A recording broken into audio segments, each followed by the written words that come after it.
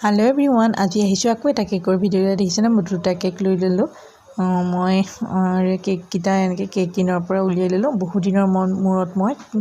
দুটা কেক বনাবলৈ লৈছো আৰু মই দুইটা কেক এনেদৰে তিনটা লেয়াৰক ভাগ কৰি ললো আৰু পিংক কালাৰ দি মই কেকটো কভাৰ কৰিছিলো আৰু ইটোৰ ওপৰত যেতিয়া চাকচোন হিটো মই দি দিম কিন্তু এইখন দেখাবলৈ অলপ কষ্ট হয় যেহেতু মোবাইলটো নিজেই ধৰিব লাগে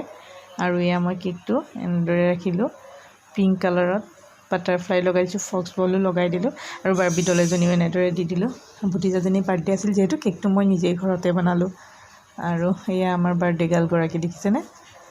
আপোনালোকে সকলোৱে তাইক আশীৰ্বাদ কৰিব দেই বাৰ্থডে বয়সে 23 ছেপ্টেম্বৰতে হৈ গ'ল ভিডিওটো মই আজিহে আপলোড কৰিছো দেখিছেনে তাই কেক খুৱাই আছে বহুত ফূৰ্তি পাইছে তাই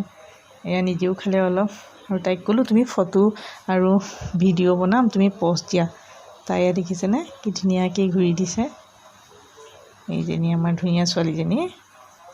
আৰু মাকৰ লগ লাগি তাই কেক কাটি আছে